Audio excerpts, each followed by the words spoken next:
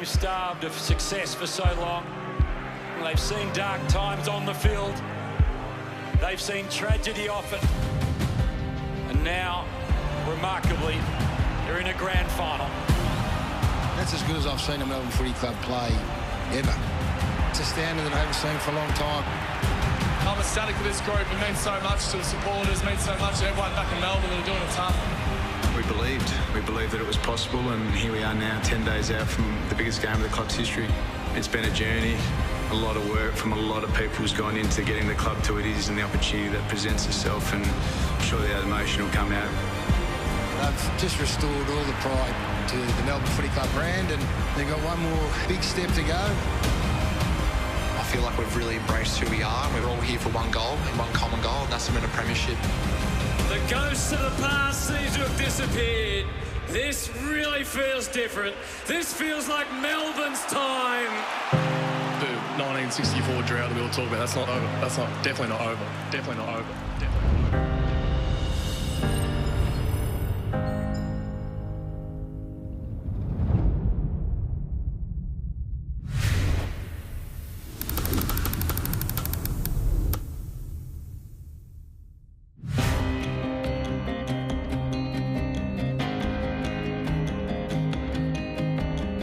I remember going to the 58 grand final, and I vividly remember the 64 grand final, which Melbourne won, which was the sixth flag in 10 years. And as a kid, you just think, well, this just goes on forever. They were a powerhouse, there's no question about that. And they were almost despised by everyone else. It's all over. Melbourne premiers for 1964. Norm Smith, Melbourne coach, players from both teams congratulating each other. What a terrific finish to the 64 grand final. I was in my second year. It was a successful side that I came into. 64 again was successful. We just felt that it was going to go on and on and on. Brassey's name is probably as famous as any. 3 of the premierships they won, if there had been a Norm Smith medal in those days, Brass would have picked up 3 of them. And that's how good he was. Ron, I think, rails at this, but he wasn't the most talented player. His will and his persistence and his refusal to just concede made him into the great player he was. 5'11", quite good overhead and a competent kick, but he was not outstanding at any of the traditional skills of the game, but the package was undeniable. Melbourne's great coach, Norm Smith.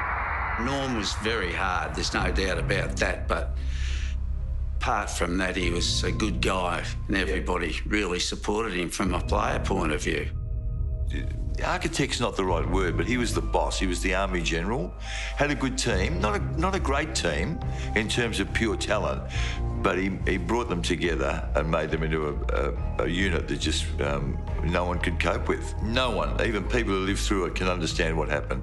I think Melbourne won their first, 7 or 8 games under Norm Smith, and then for reasons known to no one other than the people who ran the Melbourne Cricket Club, Norm Smith was sacked mid-season. On Friday night at 8 o'clock, Norman Smith received a letter sent by special delivery.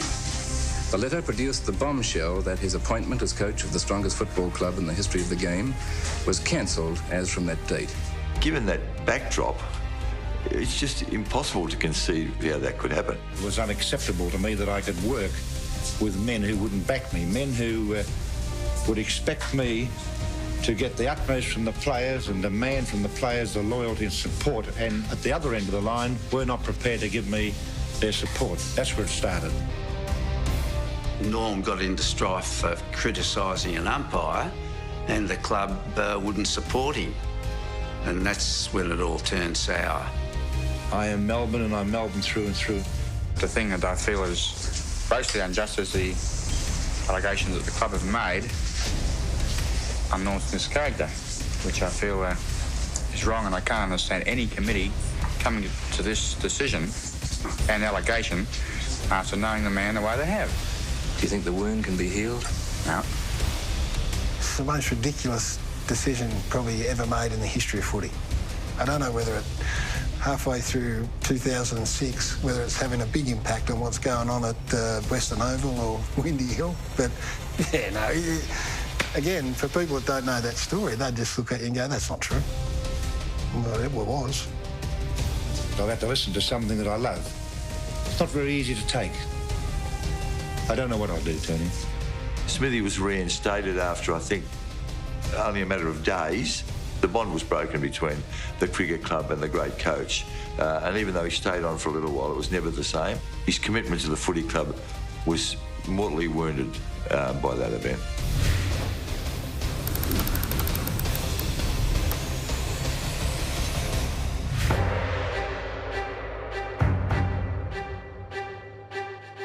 Well, they reached some low places, the Melbourne Footy Club at the time. I mean, there were periods where I think Melbourne supporters just sort of said, I'm going to the football because I should, not because I think they'll win. There's lots of reasons why. Primarily, they didn't have the talent and they didn't have the leadership at the top. They still believed, oh, we're Melbourne and we'll come good, but it didn't happen. Fitzroy's rise as a power was the success story of the year.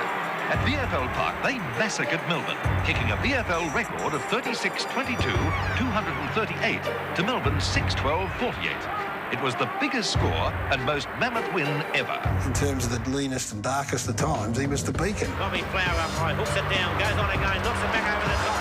Magnificent football by Flowers. Robbie Flower in full flight. Robbie Flower was singularly the reason why 3/4 of the Melbourne fraternity went to watch the footy. Everyone loved Robert Flower, including supporters of the other teams.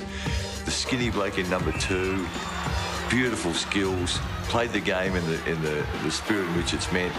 I had a little bit to do with him leading into being recruited to Melbourne and staying with him for a period of time when he had the sports stores, and got to know him and his family pretty well, and loved him as a person. And then when I got to play with him that 1 year, he still was a star and could do things that not many other players could do. He never wavered. It didn't matter where Melbourne was on the ladder or what the state of the game was, you still got the best of Robert Flower. The humility was genuine, the skills are undeniable, and he just bled for the Melbourne Footy Club. And to this day is a great role model for me, how I went about my football. Is such a humble person, and the Melbourne person, when we started to try and put things in place, a lot of it was around Robbie Flower's personal characteristics.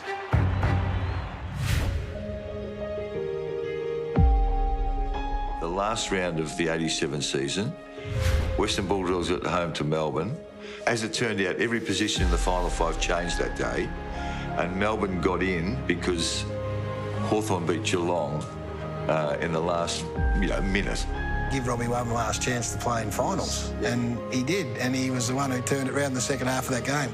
I was in the outer at the Whitten Oval that day with a transistor radio, and the roar when Dunstall kicked the goal at Geelong and the ramifications of it, it was so loud that the players stopped playing. They thought the siren had gone. That's true. Is that the siren? Maybe Hawthorn have hit the front. Yes, they must have. Look at the jubilation on the faces, young and old, in the Demons camp. Robbie Flower hadn't played any finals games in his illustrious career, and he got, in his last year of footy, got the chance to play in finals and got to that prelim moment. Things that happened that day, I mean, the goals missed from 2 and 3 metres out. It was just, it seemed like it was fated not to happen. Melbourne hadn't played in the finals for 23 or 24 years, so the build-up to that was a really special occasion. We had enormous momentum. It was a bit like the Melbourne team playing 2018, that momentum and the excitement of it. And so we got to that prelim final, and it was extraordinary that we got to that point. This is what I always think. Imagine if we had a countdown clock, as we do now. When Tony Campbell kicks the point, I think it was Tony Campbell, the clock would have said 9 seconds. The ball, Waverley Park is as big a ground as you've ever seen. The ball's in the full-back line. Melbourne supporters are sitting there going, 9 seconds to go, we're in the grand final, right? The likelihood of them scoring in 9 seconds a goal is next to none.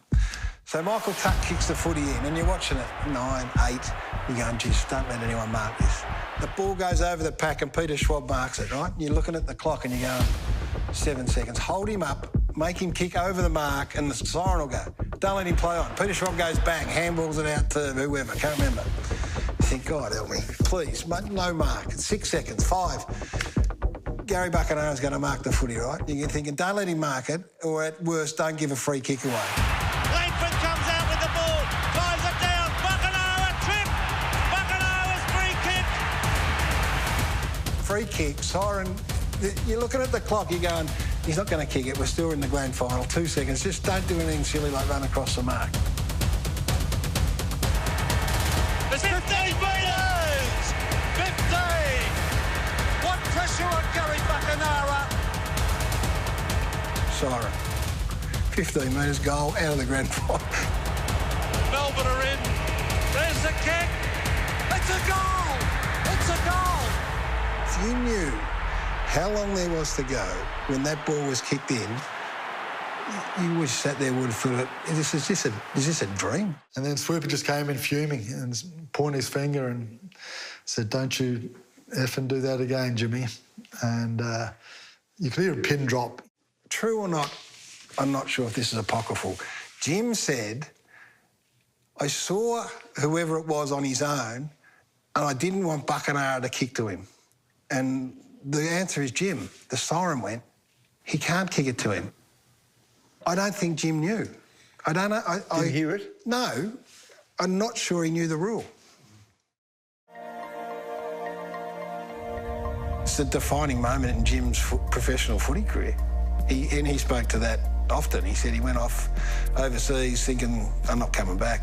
Yeah, I've had enough. Jimmy spoke about having to escape Melbourne in particular, but Australia really, because everyone knew what had happened. There was a moment in somewhere, I want to say Sweden or Switzerland, he was on a bus or a tram car or something where he's, thinking, oh, I'm away from it, and all of a sudden he hears somebody go, hey, Jimmy, what'd you run across the mark for? Some Aussie.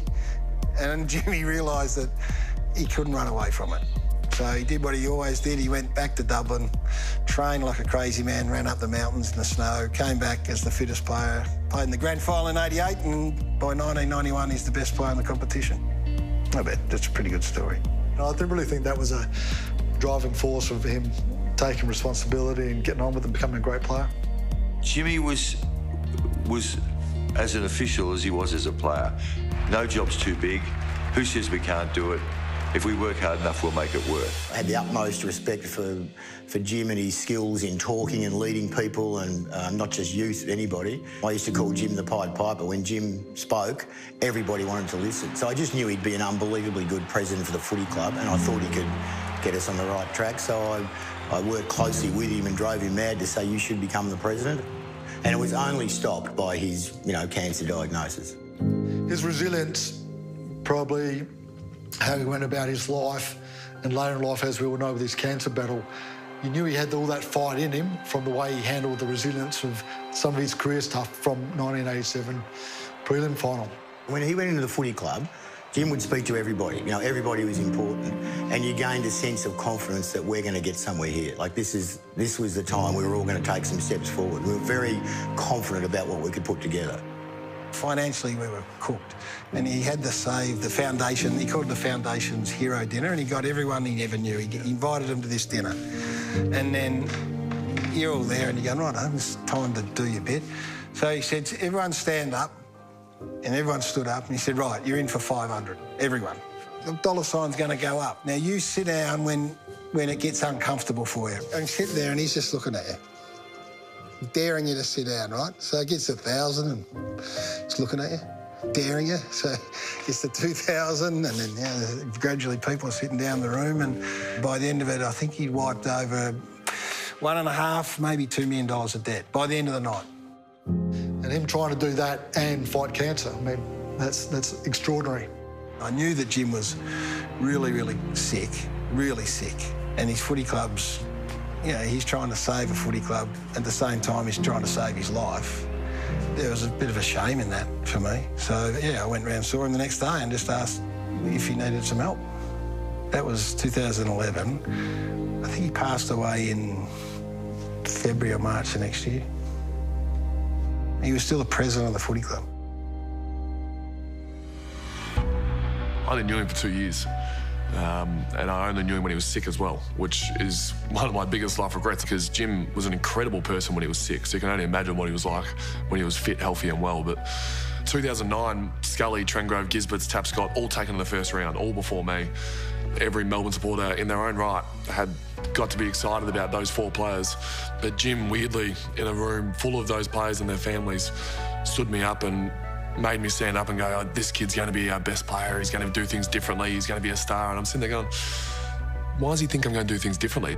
When you look back at it and go, he had such a strength in adolescence and creating the best teens and turning them into adults, and looking back on that, that's what he saw in me, and that's what he tried with me. And now I use that in my leadership. It's okay to be different. You tick off these values, you tick off what we want you to do on the field and off the field, and then just go be the person you want to be. And that's Jim.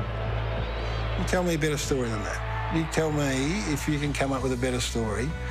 And there's a few good ones around, but the other side of the world never picked a footy, he didn't even know what the game was, and turns out to be the best player in the competition, plays 244 games in a row.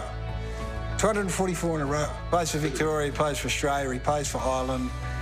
He wins the Brownlow medal. He's the president of the footy club. He never knew what football was 5 years before he got there.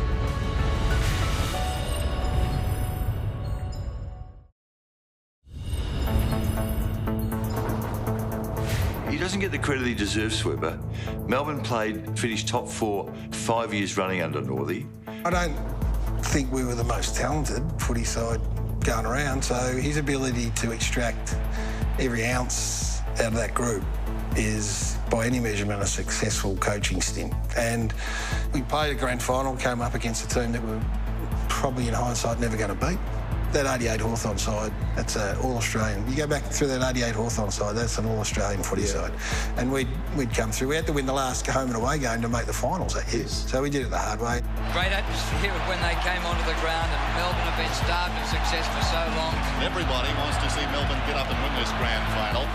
To this day, it's one of your big regrets, obviously not performing and playing well in a grand final opportunity. Gary Lyon, Jimmy Stynes, Greg Healy, Dave Williams, Rod Grinter, Graham Yates, you know, the list goes on and on. So we were still pretty young, but we thought we were good enough to win. An absolute bath Melbourne are taking here at the moment, having qualified from 5th place. People say to you, you got great regrets. Not really. The reality is, you know, maybe once in 100 we might have got them. You know, you almost think it's your right, because we lost the way we did in 87, that it was just the footy gods were going to look after us. Yeah, all the doom and gloom about Melbourne. 87, we're about to play in the finals, and I'm out. I'm not there, but that didn't matter, because you have this great naivety about you to say that you'll play in the next one, and we did. We played in the grand final the next year. For the final the next year, we played, very unlucky, prelims, and then come to a crushing halt, and then just passes you by like that.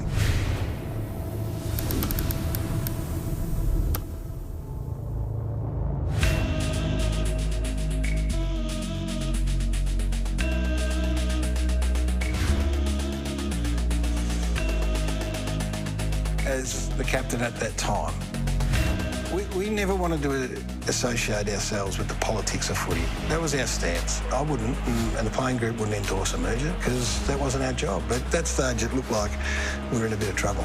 To think that we were potentially going to merge with another club and lose our identity, the oldest footy club in the land, was so sad. It was eerie. It was very strange and very emotional, particularly in the Melbourne room where Gary Lyon had a short word with the players. He was very emotional, just telling them how much he would have loved to have been with them and possibly their last game as a Melbourne Football Club. I just really worry and wonder why these clubs are looking at mergers when their on-field performances can be like this. At the time, I thought it was going to happen. I thought that, the next year, 1997, was going to be the Melbourne Hawks or whatever it was going to be called. I remember the meeting night, or the famous meeting night where Don Scott ripped the jumper. Emotions, I couldn't believe how emotional it was. Ian Ridley was the president of that footy club. Ian Ridley was as red and blue as any man that in the history of the game. This is the premiership superstar, captain, chairman of selectors, coach, and then the president. When that man who's got red and blue blood in his vein looks you in the eye and says, we're in trouble here. If we don't merge, then you do start to panic. All you board members that had the bloody courage to recommend this, get on your feet! Get on your feet! Get on your feet! It's like the families at war. That's not an exaggeration. People who've been lifelong friends split up over that. It was this thing of just giving up your football club. It doesn't matter how badly you've been playing, you've still got your football club. No merger! That night, I think people going into that meeting thought we're going to end up as a united club. And we don't want to go to Glenferrie Oval with their mediocre facilities. We want the best in the AFL. That's what we want. Melbourne people like Ian Ridley and those who loved the club, they just couldn't see any other way around it. But then they had views that differed with those that they'd played footy with. Well, I wouldn't say I never thought it wouldn't happen, but I was hopeful that it didn't, and ultimately rapt that it didn't come about. Thank God it didn't happen. You know, the people were brave enough to stand up and say, no, we're going to find a way. And it was a hell of a lot better going through those really up and down times and being beaten by over 100 points and trying to rebuild than being a non-existent footy club. So the journey's been worth it.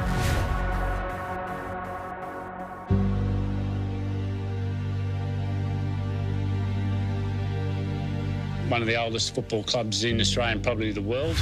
I'm really excited to be involved in the rebuilding process that's now in front of us. It's going to be a great challenge. It's going to be his way or the highway. It's the first time he brought in a list of this is how we're going to play, basically. There's rules around how we'd move the ball, how we would defend. Neil was brutally honest, and he just smacked me right between the eyes in the way that only Neil Danaher can. He came in, the first meeting was really vivid. He's saying, now here you bikes have been doing a lot of bike riding, a lot of swimming in pre-season. Well, boys, throw your bikes away. It's a running game, and we're going to run.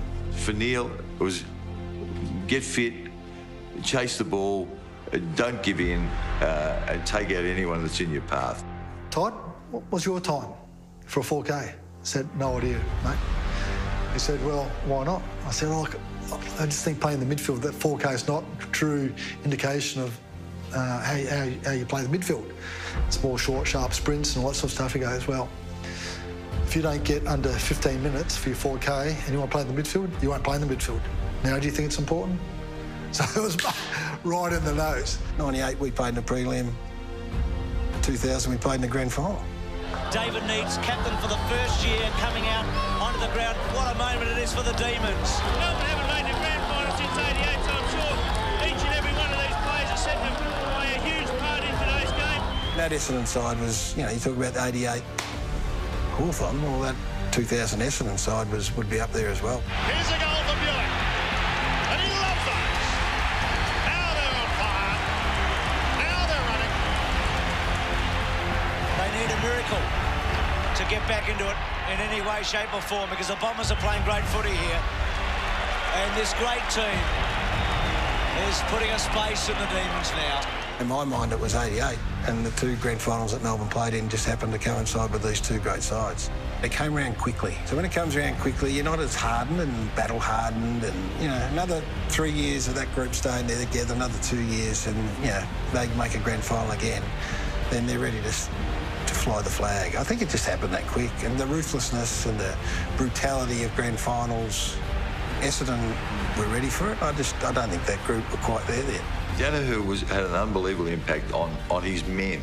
Footy club, he took him to a grand final, and it was disappointing in 2000, there's no question about that. But the blokes would have run through brick walls for Neil. I love the guy as a coach and love him even more now for the way he's given back to the footy, given back to the community. There's a saying in football, when it's your time to go, you got to go. And it's my time to go. His attitude is unbelievably good. I can't imagine how he just gets up every day and puts on that face, but that's the way he lives his life. He'll just do what he has to do until he can't do it anymore. 90% of people die between 2 and 5 years. I'm close to 2, so I've got 3 years left, and then we're going to break through that barrier, mate. I'm hard to kill. Neil is just an incredible person, incredibly selfless person. He's fighting for a disease that he's not going to win, and he was all over our walls before the game. Quotes left, right and centre. He's been all over our walls for 7 or 8 years. We talk about leaders all the time, but Neil Danaher is the absolute leader of the world, in my opinion. Hey, you might see a Melbourne premiership. Mom, what about that? What about that?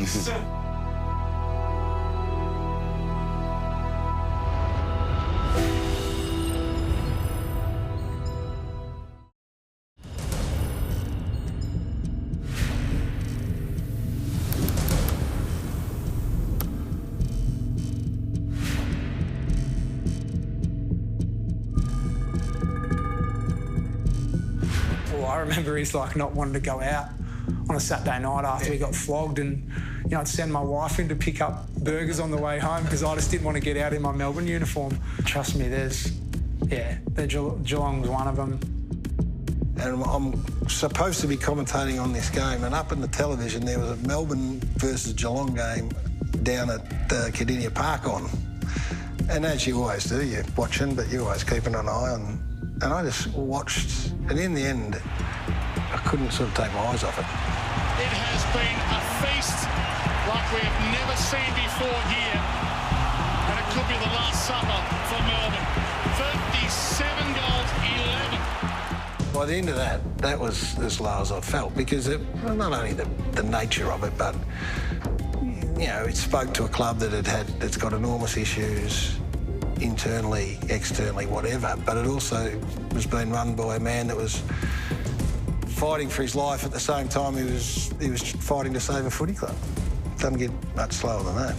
And then I got drafted in 2012, 2013. We put a good pre-season together, like every other team in the competition. We thought we were going to go better again, and we came out against Port Adelaide on the MCG. I debuted and we got beaten by 80 points. Never in your wildest dreams would you have thought Port Adelaide would come to the G in round one and absolutely obliterate Melbourne. That was a pretty confronting experience, my first AFL game, and we got absolutely embarrassed. And then we go to the next week, we get beaten by 150 points to Essendon. And this is not a great sign if you're a Melbourne fan. I remember coming off the ground and there was a booing sound, and I remember telling one of my teammates, I didn't think the umpiring was that bad. And then we got closer to the race back in the change rooms, and I realised that the supporters were actually booing us. And we walked through the race and we're getting scarves and memberships thrown at us. And I walk into the change rooms, and I won't say his name, but I sit down next to one of my teammates and he's crying. I told some people that we were selfish, that we were only playing for ourselves, and until we start trusting our teammates, that we will continue to be poor footy club. I named names, and I remember straight after I was a naive 18-year-old, and I felt if someone said that to me, then I'd understand where they're coming from. This is a performance industry. We get on with it, but I hurt a few feelings, I think, that day, and a couple of players stormed out of the meeting, and it took a couple of weeks of trying to chat to them and kind of get back on good terms. As an 18-year-old, to do that was probably ballsy, and probably Jack felt the brunt of that for probably more than a couple of weeks. From a recruiting and this management point of view, we discussed over a period of time, how we're going to get better, and we needed to bring players into the group that were prepared to be stand on their digs and change how we were going. Why would I stick around and keep putting myself through that? There was a little bit of interest, but I quickly shut that down by committing and playing on with Melbourne.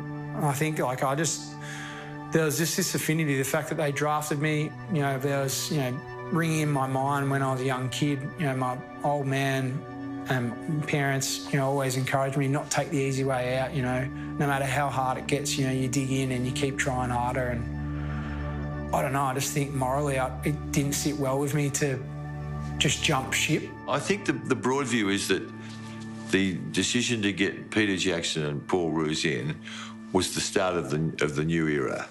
To have someone to come in with a bit of brutality about them in Peter Jackson, to say, let me have a look at this footy club from eyes that have not red and blue, Got Paul Roos, gives instant credibility, buys some time, puts the media that had had a field day and dining out on the carcass of Melbourne for a long time. Roosie just fronts up and sticks his shoulders back and puts the Roosie charm on and says, yep, this is going to take 3 years, so you can keep trying to knock me on the head, but it won't get you anywhere. And in the meantime, they went about putting in a program that was, of a much higher standard, much more accountable.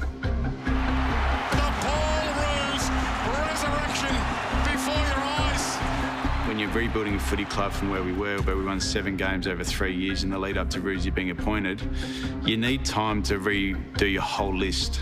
That's 42 players. So at the time when Roosie was there, we're turning over 12, 15 players a year on our list to help set the seed for what needed to grow. And as a young coach, you wouldn't survive that. You wouldn't get through that journey. Paul Roos, on the other hand, was able to build that.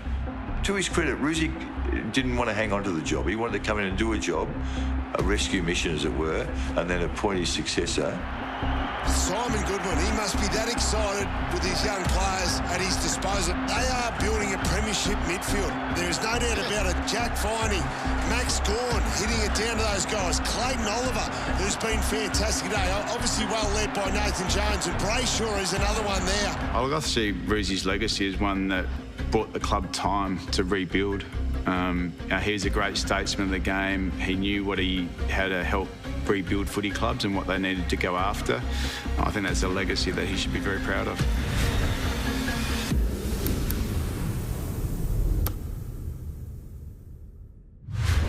What was it, 2018? The West Coast game. Where? The West Coast preliminary final. Oh, when we were gone after 4 minutes. Me.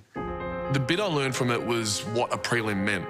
So in 2018, we played 2 unbelievable 100,000 crowd MCG games against rivals, Hawthorn and Geelong. MCG is just at boiling point.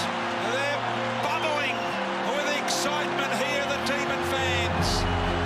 Melbourne fans have waited such a long time. The drought from a finals appearance, 12 years, 1964.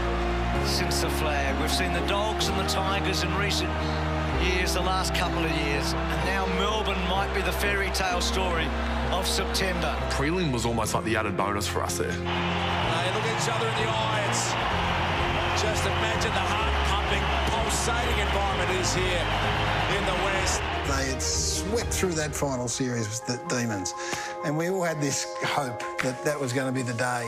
We were daring to dream that this could be the year that we could put everything to rest. And 6 or 7 minutes in, it was over. And we just thought, this is part of the tragic history of this footy club. This is going to be the lowest first half score in a final since the 1960 grand final. It's just all gone wrong.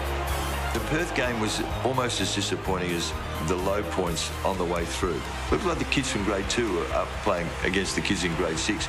They were out of their depth, they were embarrassed, they were humiliated. You've got to turn up. You've got to turn up at preliminary final time, and they didn't.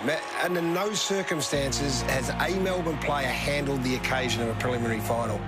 Looking back, I think we were happy with our Geelong and Hawthorn semi-final, elimination final wins, where this year we weren't happy. This year we wanted to be in the big dance. I'm pretty bullish about, this all grew from that season. Maybe we got a few things wrong in 1920, but we progressively got better. I think the most important turning point was the review that we did of the entire department at the end of 2020.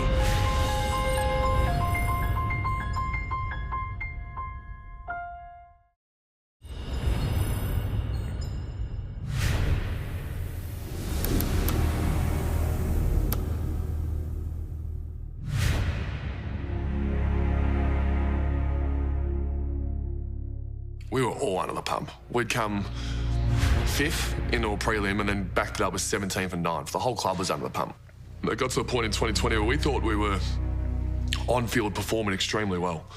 We had a couple of bad games in Cairns and that ruined our finals chances, but when we finished 9th, we sit there and go, we played some good footy and we didn't make it, so what's this next little bit? I needed to make some change personally to how I was going about footy. I'd lost the love of the game in some ways, in terms of more just that the game had started to consume me. The club only 2 years earlier had played finals and then dropped significantly. I had an open footy coach, a coach that was really wanting to get back to that sort of performance, but an understanding that perhaps there needed to be a bit of change. One of the things that I wanted to do when we rebuilt the program for this year, I wanted to bring in a Mark Williams and an Adam Uze, had premiership experience. We got some strong, senior heads around him where he could maybe relinquish some of the burden, allow some of these guys to take a bit of the pressure off. And you knew from the moment we stepped in day one pre-season that there was a different smell in the air.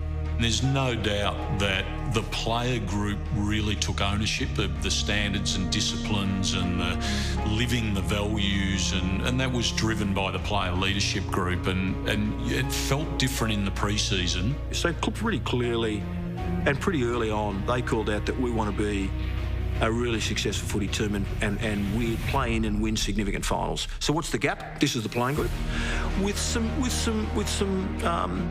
steering conversations from leaders. At the start of this year, after 2020 not making the finals, you had Christian Petrarca, you had Jake Levy, you had Stephen May, Alex Neil-Bullen, that actually stood up and said, no, we're sick and tired of being talked about as a talented team. We've had a few conversations in the Sereno pub, but one in March, and you said, if we don't get injuries, we'll win it. But you meant it, didn't you? Yeah, I think when you've had a few pots, Mike, the truth probably comes out. But at the back end of 220, we'd built a way of playing that was hard to play against. Our last two games we needed to win to give ourselves a chance, and that was under a lot of pressure at that point. And we were able to deliver in those two games and give ourselves a chance to play finals. Now, we missed out, but it was that moment I thought, well, we've got something going on here. We just need to harness a few things and have a really good summer. Goody told us all at the start of the year that he thinks he can win the flag. So you sit there and go, I like that Goody, but then we come ninth. Like it's a fair call from Goody. Challenged and responded like a really good team. 5-0 for the Melbourne fans to enjoy.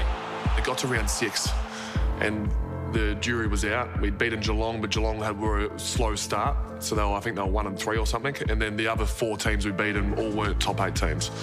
And we got Richmond, who are the premiers, Anzac Eve, 60,000 at the G, Nathan Jones is 300. It was a big game. And the fact that we were able to hold up and win that game, then I knew we're right in this.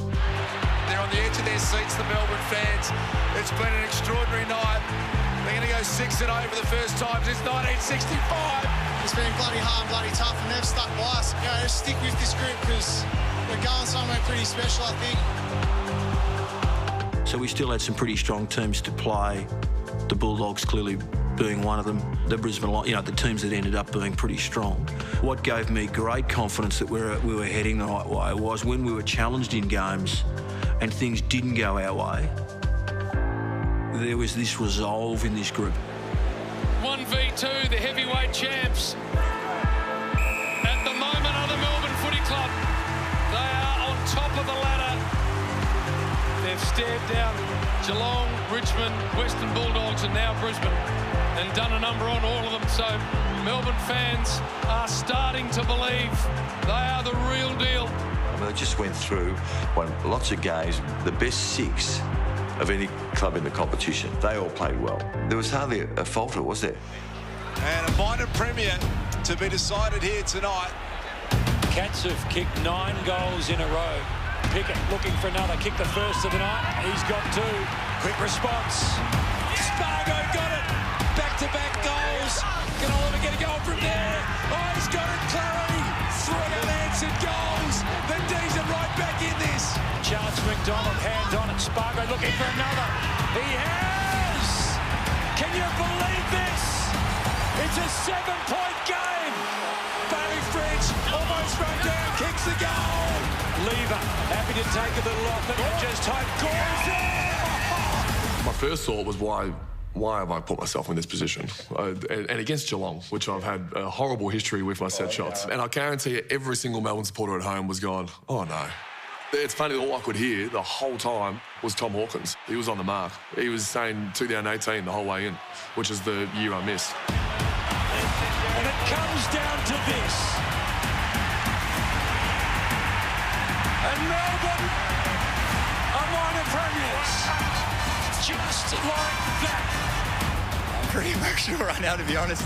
That's for every fan right there, Melbourne fan who's been, embarrassed to sort of wear the Melbourne Footy Club logo and, to put the club back on the map and to be first is something that we've strived for. And we get told we over-celebrated, or we had 40 guys running in, jumping on each other, and we had finals the next week. But we've won a game against Geelong, who we think is one of our modern-day rivals, a side that has belted us at Cardinia Park where we played, and we're down by 40 points halfway through the third quarter and won the minor premiership. Of course we're going to celebrate. Like, that's one of the greatest moments in football.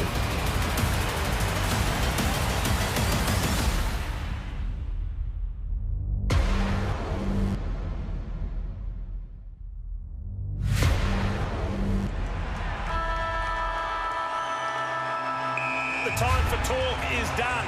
It's all about actions now. We are set to go. The first qualifying final, the winner goes straight through to the preliminary final. Fisted away. In fact, he got it front centre, Ben Brown. That's where he was. First goal, Melbourne. Now Pickett a little chance. Can he conjure some magic? It shouldn't have gone through from there, but it has. Now towards Oliver. Onto his left boot. Can he finish things off? Sparrow, clever. Chance for Rivers inside for Oliver. He's done plenty all night. Now Fritsch looking for another. Fritsch kicks. Goals. Dennis running harder offensively at the moment. And this might deliver him into a prelim final. Petrarca! The siren will sound. And it's Melbourne straight through to a prelim final. The world's two oldest professional football clubs head-to-head for a grand final berth. Petrarca streams out of the middle. Deep ball forward. Brown blitzarves this time. It's Brown who has the win. Harms gets a look from 45. Winds up. Goes for it and gets it. Chance for Sparrow. Radigalia front spot. Neil Bullen check side. Is it 3 in a row for the Demons? It is. They're off to a flyer. Radagalia's got a problem because Petrarca's stripped him of the football. He goes towards goal. The Demons have got 4 and they are on a roll. Gawn touched. He would have seen it. Happy to keep rolling. This time Max, the skipper, on the run, around the corner. They've got 8. And I've played on, but they've called to the mark. So as soon as the whistle goes and I've already played on, I've gone, I've stuffed this up. Here comes Petrarca again, full of confidence. Handball inside to Gawn. 55 metres. Set sail for home. I'm watching one of the greatest individual performances in a final ever unfold in front of me by the captain of the footy club that I love. Have a look at this. Another one for the Demons. It's Max Gawn. He's got 4. Run from behind is Rivers. Drives it inside again. Not Max again. Are you kidding? I just burst out laughing. I was sitting with Matthew Pavlich. We just kept turning to each other and laughing our heads off. The Demons were winning by whatever, then we knew they were going to be in the grand final. It was like he was at the Oz kick, and he was the 14-year-old kid at the 10-year-old Oz kick. The team starved of success for so long. They've seen dark times on the field. They've seen tragedy off it. And now, remarkably, they're in a grand final. I'm ecstatic for this group. It means so much to the supporters, means so much to everyone back in Melbourne that are doing it tough. And yeah, we got staff members back at home, we got family back at home, and this is for them. I know there's so many D's fans back home cheering from their living room, so now one more to go, and hopefully give you guys plenty more to smile about. What I probably didn't realise when I got home was like missing out on like just being there with the boys and even just experience it. When he left after the prelim, it was an emotional time. He left the day after the prelim, and that's when it hit me going, he's not going to be here. You've earned the right to go around on your terms with no guarantees from us. That's the discussion that needed to be had. If they arrived at the point, if they had that discussion and Nathan said, I want in, then end of story. Because what happened would have been flagged. No guarantee. You're an unbelievable citizen and respected and loved and revered. And it might even get to the preliminary final where you're the next man in and you mightn't get there. And he accepted that. Well, my take is he would have said, yeah, I'm going to back myself to be there. And he nearly got there. You've got a champion of the club that's worked so hard to be in this position, you know, as a player, but also for his club to be in the position that they're in. And it's a very tough position for a coach to be in. We had a team that was winning. We had a team that was very stable. We had Nathan, who was probably playing his best footy over the last 18 months in the reserves, really pushing hard to get his spot. You know, juggling all those emotions was very difficult, but in the end, my job is to do what's right for our footy club and what's right for our team and to reward the guys that were in the team. And after the prelim final, we didn't have any injuries. We had 2 weeks to go. Jerry was home, you know, expecting twins, and Nathan needed to make the decision to go home. And you know, it was a tough conversation because I knew what the game meant to Nathan, I knew what the club meant to Nathan, I knew what family meant to Nathan. I'm a realist, and you know, I played 8 games last year, pretty injury-prone year. This year gave myself absolutely every chance and played only another 8. And I think in my own mind, I hadn't announced it yet, but I was like, that's it. Like, if I make the call, it's not like I'll be back next year and we'll have another crack. You know, she's all over. So the flight got delayed by 2 or 3 hours. I just laid on the ground and, yeah, I was just thinking, like, I obviously made some phone calls to home and stuff just to say I was coming back. But yeah, it was an interesting, you know, few hours. In my heart of hearts, was like, I could not have done any more.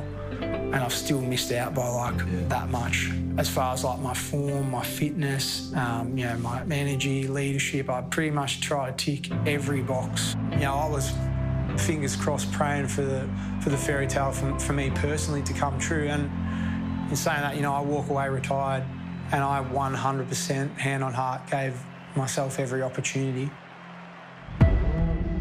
Obviously, I was lucky enough to be part of a grand final experience and didn't handle it that well, and that's why sort of the advice for me to him was just enjoy the moment. It's another game. I mean, of course, it's something bigger than a normal game, but if you try and build it up too much, then you lose focus on, you know, the process of what you need to get right. I was incredibly nervous before the game. I remember in the bus on the way to the ground, I had my leg tapping and I couldn't stop it, and I felt my heart thumping, and I thought, geez, I hope I'm not like this when it comes to the first siren of the game. And we probably went in there felt like we should win. Neil's main one that we had blasted up on the walls, when all was said and done, more is said than done. Which, I mean, it was pure. Like, we'd done so much talking throughout the year about how much of a selfless group we've become, how this camp we did earlier in the year has changed our culture, and that it was going to be put to the ultimate test grand final day. Can you explain to me why your eyes were closed during the national anthem? Yeah, it's an interesting one. I don't know. I just found it a bit of a distraction, to be honest. I did in the prelim and against Geelong, and I had my eyes open for a little bit, and I just got way too nervous and overhyped with the whole situation. Whether it's a grand final or round one, it's still the same game. It's still 4 quarters, still footy goals on both ends. So for me, closing my eyes was just trying to block it out. So the moment has come. Here we go.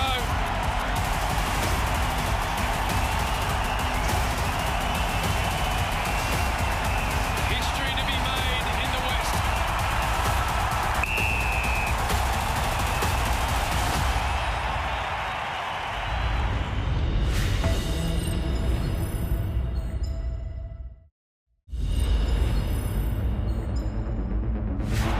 Treloar flicked the handball just into the path of Dunkley. Rivers went and got it. Salem a little one. Petrarca within range off the step. Christian goes. Bang! First to the grand final, D's. If you take out Truck's game, Salem's first quarter and Angus's third quarter were probably the 2 best. Salem was superb in that first quarter of half-back, kept us in the game real early on. 50, look out, Cozzy Pickett in the area. Giret's got to be so careful. Straight to Jackson. Goal coming up, Demons. Spargo dribbles it through. Bowie's going to bring it back in. Half, centre half forward. Lowers the eyes, not great. Missed the mark, did Williams, and the goal is there for Fritsch. It's falling the way of the Demons. You know they'll keep going. Incredibly resilient group, the Western Bulldogs. And it was obviously a tough game. Western Bulldogs played unbelievable. High ball inside.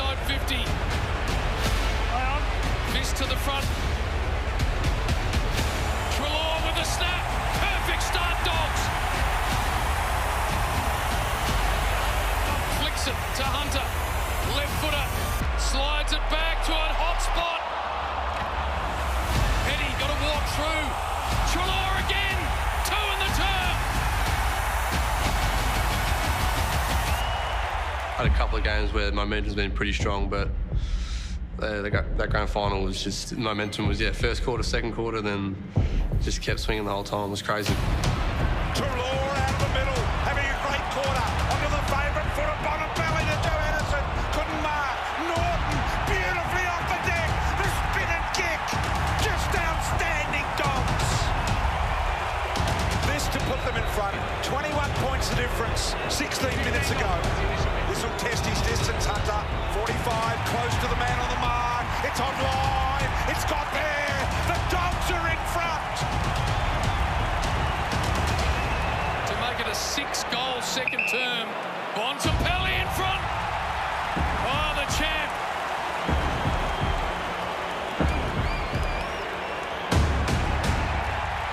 Wow.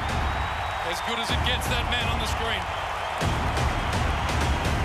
Even sitting in the grand final, when we got behind, I just thought there's more in them than this. I was sitting there thinking, I think the Doggies are playing as well as they can, and our handballs are just missing by an inch. This is going to change. Siren sounds, and the Dogs' extraordinary quarter.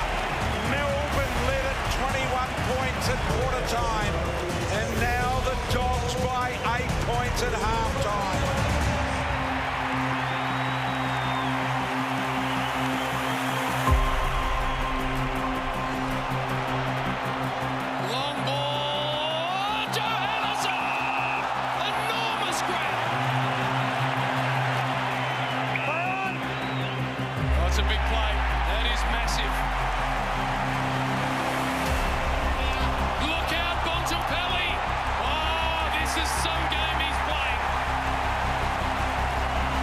I saw Bontempelli kick that goal in the third. It stung, and not just myself, it would have stung the whole team. I mean, it pushed it out to 19 points. My mind went back to early on in the JLT series. We played the Western Bulldogs at Etihad, and there were 2 players that were giving us a lot of grief that night. One was Marcus Bontempelli and the other was Caleb Daniel, and at half-time I'm thinking these 2 guys are going to take the game away from us again. So we put some plans in place at half-time around those guys, but also around some key issues in the game that we needed to shift. But in the third quarter, I thought our ability to just stiffen up behind the ball for a period of time, and the Bulldogs were playing some brilliant footy at that point, was really strong. But we knew that if we could get some momentum back going our way, that we can score fast. Because we were not doing well at clearance, we were really confident that if we could get that right, that we'd get the game back on our terms. Sort of 3 efforts from Angus Brayshaw deep inside D50, which I think really held up, and I think it indicated to our team that we were still up for the fight. And then there was a stoppage on centre wing where Jack Viney just created a little bit of spillage, which enabled us to clear the ball and get that vital goal to change the momentum. Arms now. Long one into space. Fritsch in the best position possible. It was like he'd said, no, this, after Bond had kicked the goal, it was as if he'd said, no, this, we're going to turn this around and I'm going to turn this around. And as a player, it's like, well, something needs to change, and who's going to be the one to change things? We can just kind of let it continue to slide, or really dig deep and try and wrestle back that momentum. Another strong contest. All of a sudden, Harmsy kicks the best kick he's done all season, and we get a goal. It was kick of the year. It was such an arm wrestle to get to that point, get him in front of goals. And that's why I felt like there was so much riding on it, because if we kick it, it's going to really give the group some confidence and ground us and let us get back to work. But if you missed it, puts us back under pressure. Harmsy sort of streamed out of the front of the stoppage and had a couple of metres on Eastern Wood, and then, it was a great kick. Went back, a little bit nervous. The set shot didn't quite come off exactly how I wanted it, but just snuck in. Bailey Fritsch, 2 on the night. Now he's got 3. They needed that badly. Went back to the middle, seen Track come out the middle again, and then Max sort of come over the top and swirled me when I was going for a mark, and then, ball bounced straight back up to me. Here they come, Petrarca, long ball, Fritsch over the back, recovers and goals. feels like it was meant to be.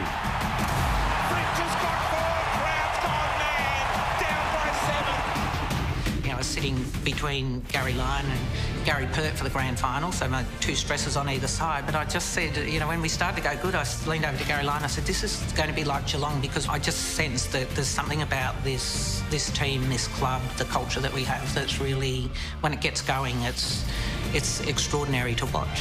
First goal from centre circle clearance there for Melbourne. They had 6 in the prelim. Here's another look. Long one, Petrarca, Benny Brown. There we are.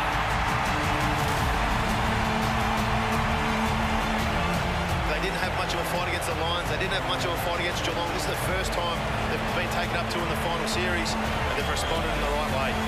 I had my set shots before the game. I think I hit the post with one and kicked the rest of them. So I almost went into the game going, I'm going to kick everything I get my hands on today. Benny Brown. Got it. Big response, Melbourne. It was powerful. Yeah, it was very, very powerful. It's quite funny, like that. We were such in a zone that sort of last 8 minutes of the third quarter. 3 in a row, Melbourne. 1-point margin. Breathing a little easier, Simon Goodwin.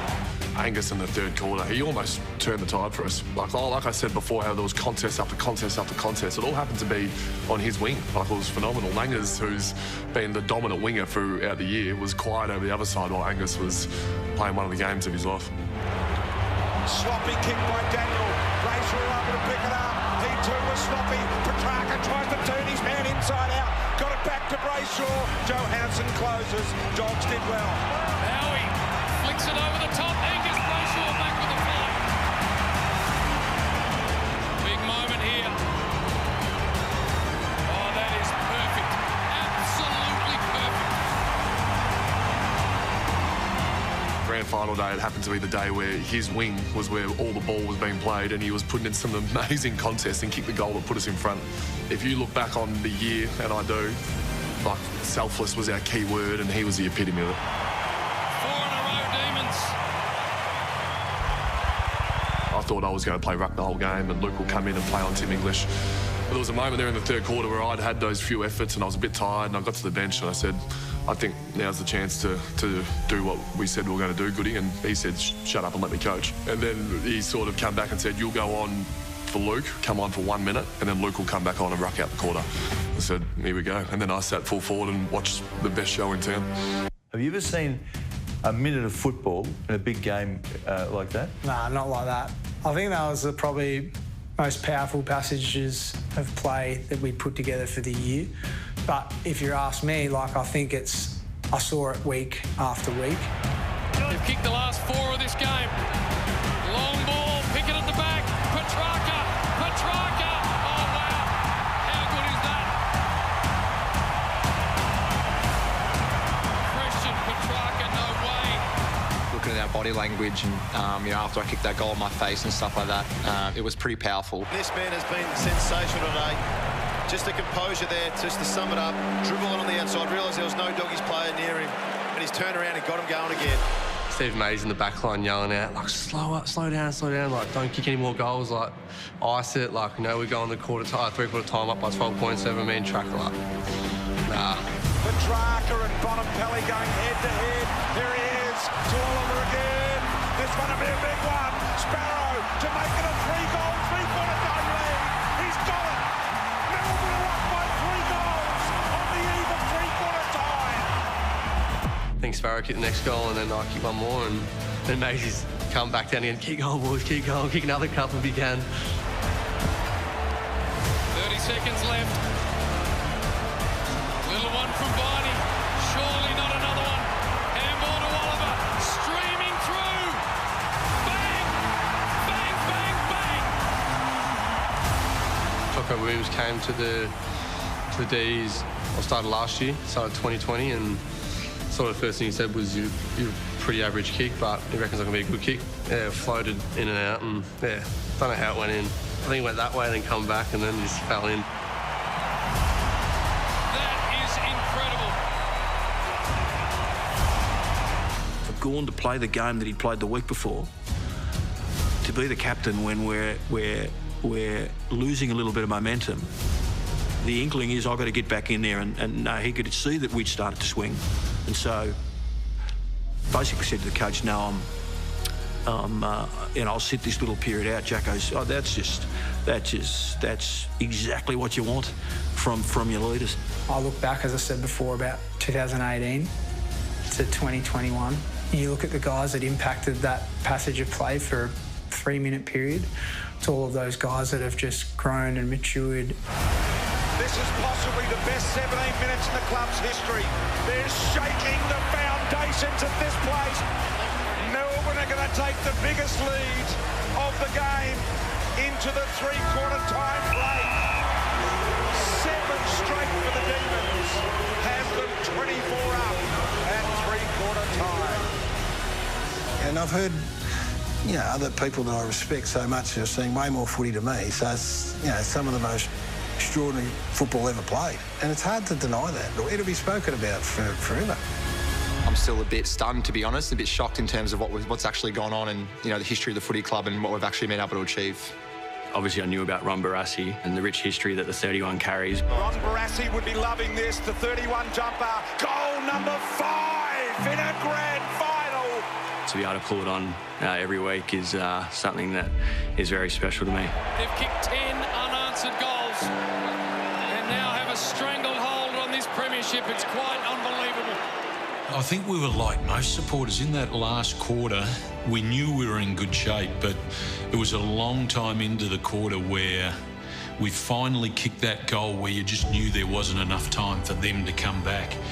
And you're right, I was sitting there with Gary and he reached over and he just grabbed hold of my leg and he just squeezed it. And all of a sudden we kicked another goal and I turned to him and I said, mate, in 15 minutes you're going to be handing the Premiership Cup to Goody and Maxi.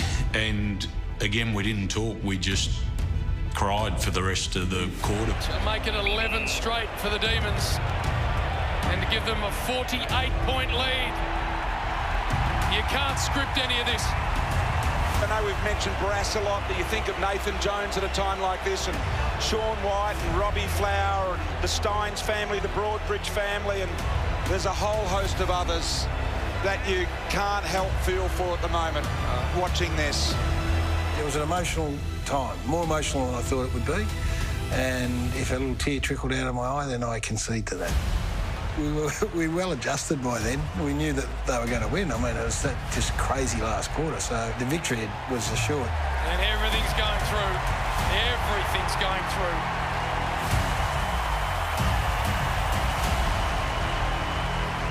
Obviously, we were pretty lucky and had a handy lead in the last quarter, so me and Track had a little chat. There was probably about 10 minutes left, and me, Saylor and Track are all best mates, so we thought we'd come together when the final siren comes.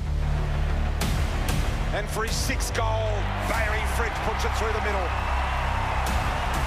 Sitting in the last quarter on the bench, and I think maybe the stats or something must have come up on the scoreboard, and I heard someone, I had my head looking at the ground, having a drink. I was pretty buggered, and someone goes, oh, Track's had 38 and 2, and I was like, yeah, no, I'm definitely not winning the Norm Smith, that's for sure.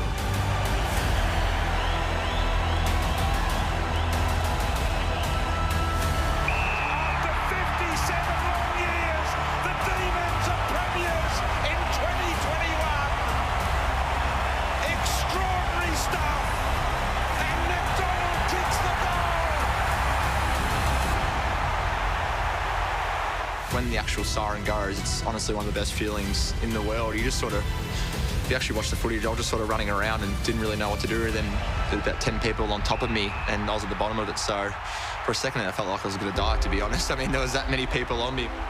Incredibly proud of the club and the journey that they'd been on over a long period of time and the foundations that had been laid. And the initial thought was to the people, the supporters, the players, the people that had worked at our club for a long time, the heartache and the loss of some people throughout the journey. And I think that's where the emotion came from. Stynes, Danaher, Bailey, Broadbridge, Cole Sylvia, Robbie Flower, like the names just go on and on and on. Melbourne supporters have been through so much. When you're in the footy for 20 odd years and you understand how hard they are to win as a player, as you get towards the back end of your career and you don't get there, and then you see how hard they are to win, as a coach and as a footy club and the work that goes into it, the fulfilment of this one as a coach is significant because it's about the people. And you see the joy that it's brought to the supporters that have had 57 years to wait. That's just blown me away. I actually can't speak right now. It feels like a dream. Just every fan that's watching back home, we bloody did it! It was just exhilaration. It was that, that feeling that you've been striving for so long. It's just an incredible narrative. So much pain inside of that. There are stories everywhere. Do you remember saying to the Melbourne recruiting staff that you wanted to be the greatest player in the game? Yeah, I did. Yeah. And the winner of the Norm Smith medal is from the Melbourne Football Club, Christian Petrarca. I'll always have individual goals and things that I want to strive for. I think every athlete has that, and you're not human if you're not thinking like that. But I think for me, being a part of a footy club that has team success is the best way to go about it. To see your kids go through their journeys in life, whatever they do, and whether they're doctors, carpenters, footy players. He's been really lucky to go to Melbourne when they're travelling not so well, and then go through all the ups and downs of that, numerous coaches, and then to get to the point, the pinnacle, and win one, and obviously play well in his final series and win one. To experience that whole journey is what life's all about, that journey. Has there been a better midfielder play for Melbourne than Clayton Oliver? No one loved Todd more than me, but he and Petrarca just jumped over him.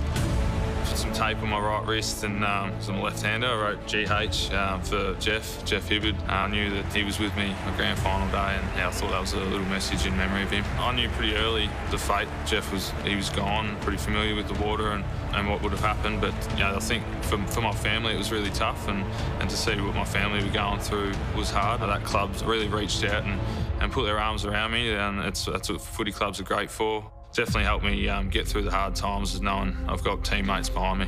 Jake Bowie, this little redhead fella who they took as the first pick, who I'd watched play VFL footy, looked like he knew what he was doing, had a reputation as a good ball user.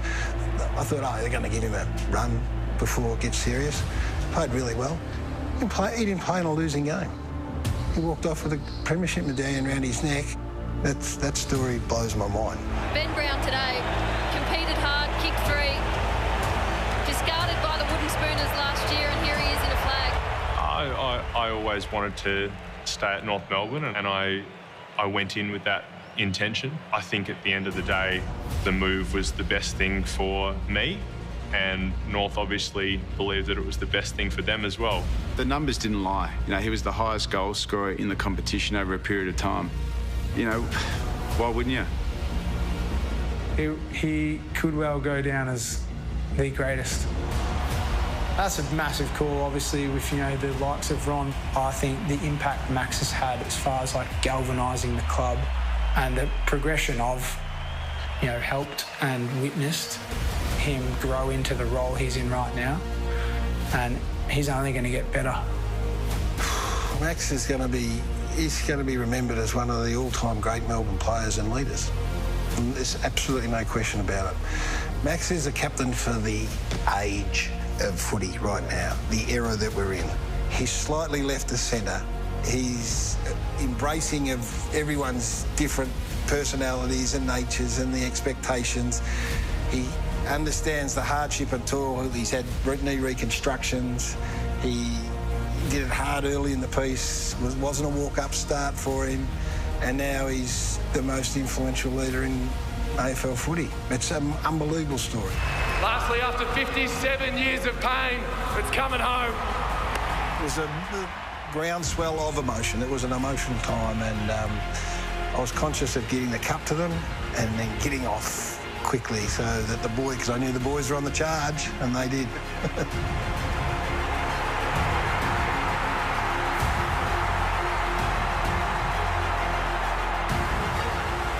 For the history of the club, it was such an important time. So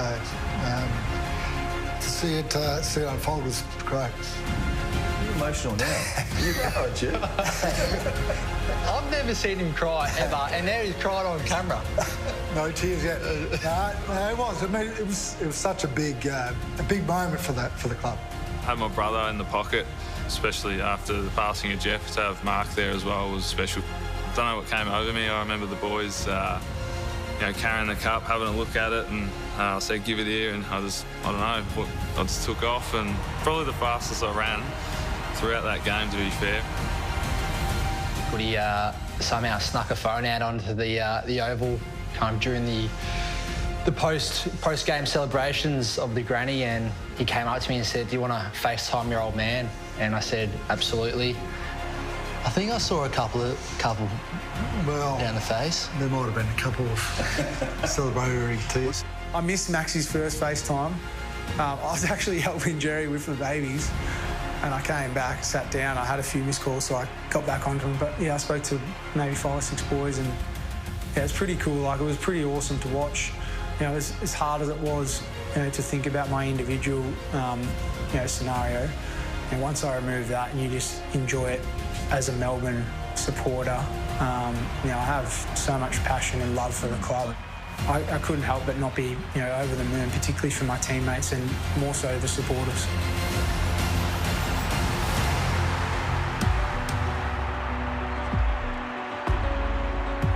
"50 years, the scar tissue, the stories, the long-suffering Melbourne supporters as they'd always introduce themselves. And you just knew that after such a long period of time, this was literally life-changing. I could tell right from the moment that I walked into Melbourne how important the Melbourne fans were. They've been long-suffering Melbourne supporters, and to be able to bring that to people is pretty sensational. Be a part of it is awesome.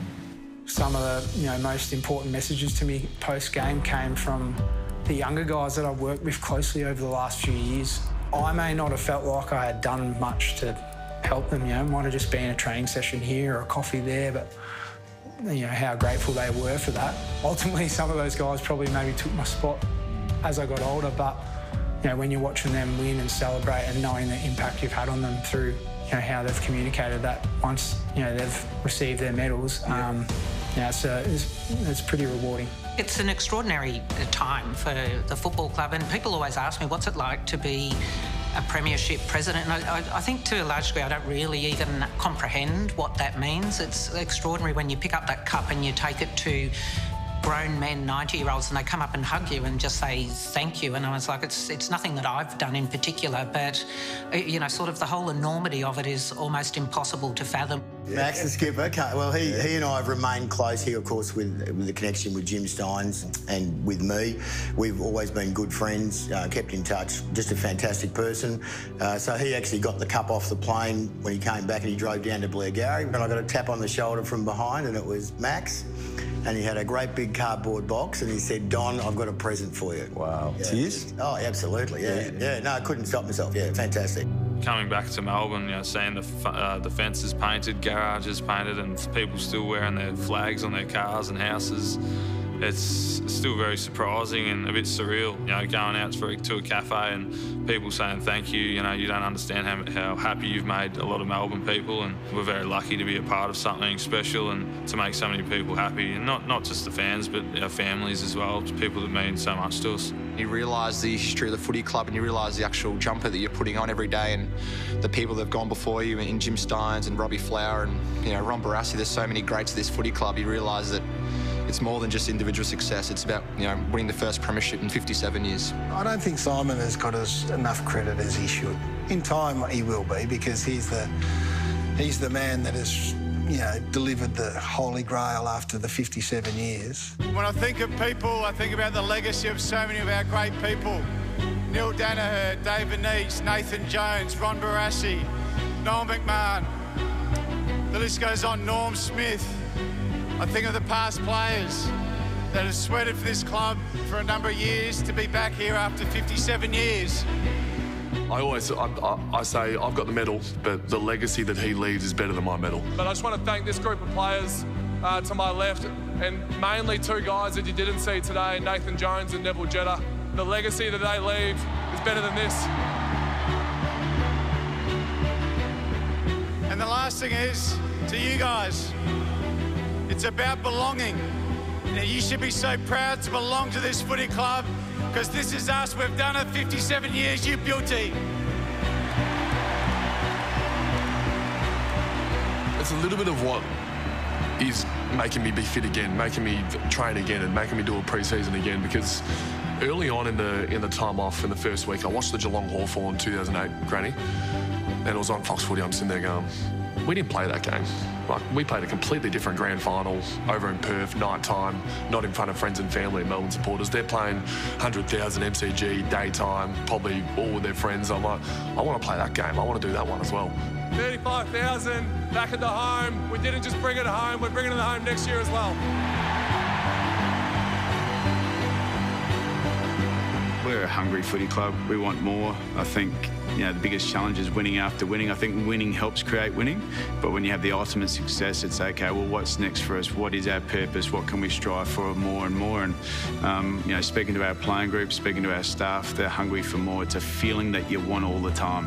Now, it's a feeling that we all remember, but you want it more. Now you've got it.